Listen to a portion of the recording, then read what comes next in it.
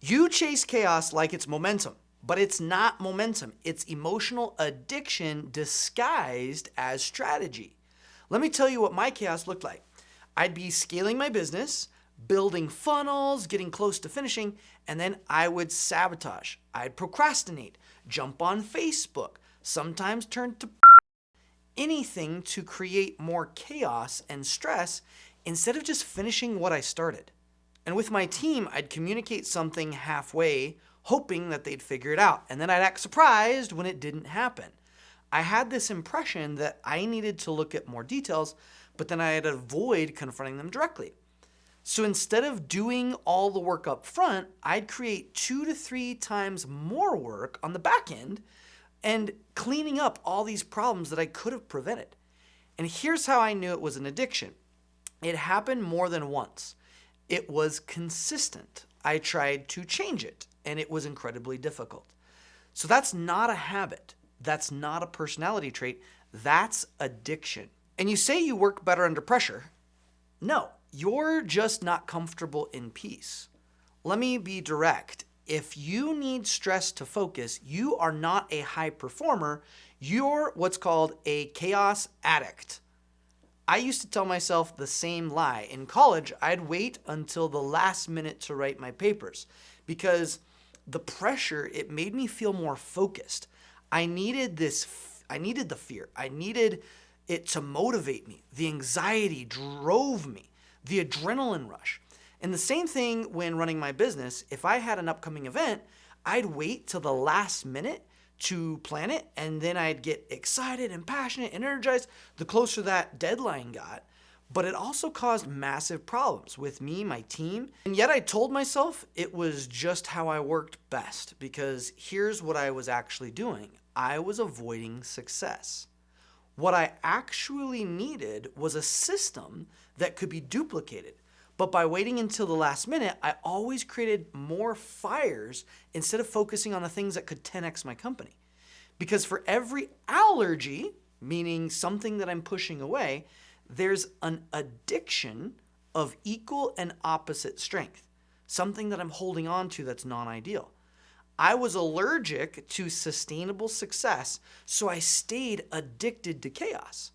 And here's the truth you don't want to hear is that chaos equals comfort for the overachiever. Let me repeat that. Chaos equals comfort for the overachiever. Your body learned that stress means safety, pressure means productivity, drama means you're important. And now it's hijacking your entire business strategy. And as crazy as this sounds, stress is your favorite drug.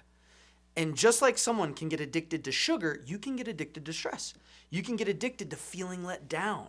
Any emotional response is just a chemical in your body that your body gets used to and recreates. This is the cortisol and the adrenaline addiction. Your body is producing stress hormones and you're chasing that high. You call it drive, you call it ambition, you call it the hustle, but it's a chemical loop tied to your identity. And here's the problem. You can't detox without collapsing if you don't know how to reprogram the system. So how do you detox without your business falling apart? And first, you have to understand the fear. When high performers try to slow down, they're terrified they'll lose everything, that they won't feel productive. Many don't even know what to do with their time if they're not solving a problem. So they create a problem to solve through unnecessary drama. I've had clients tell me that they can't relax. They can't set down their work. They can't enjoy being with the family without checking emails. And yet they wear it like a badge of honor. I work all the time. I'm super productive. I'm always on. But here's what they don't see is that their family feels ignored, secondary to the business. And that's a badge of honor. It's actually a trauma response. You're not working, you're coping. And if boredom feels like failure, that's a trauma imprint. Let me explain. When things would go well for me, I didn't feel relief. I actually started to feel more worried. I'd start planning for all the problems that could go wrong. And even if they hadn't, they probably wouldn't, and it didn't make any logical sense. I just couldn't be present in my success. I had to prepare for the next disaster. That's not strategy. That's your entire body rejecting ease at a cellular level. So it's not just your nervous system. It's not just your brain. It's every cell in your body that doesn't trust success. And so your body doesn't trust ease. Stillness feels threatening because somewhere along the way, you learned that calm equals danger. Maybe in your childhood, when things were calm, the other shoe always dropped. Maybe peace meant someone was about to leave. Maybe stillness meant that you weren't valuable. So now your body creates chaos in order to feel control or loved or valuable. And I remember the first time I hit a $250,000 weekend.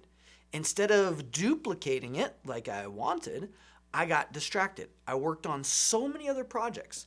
I lost the focus. And it took me over 2 years to be able to do that again, which sucks because I kept focusing on all the wrong things and I felt like I had to be really busy. I wasn't building momentum. I was feeding an addiction, and it cost me years of my life. So let me tell you about a client who built her entire business off of adrenaline.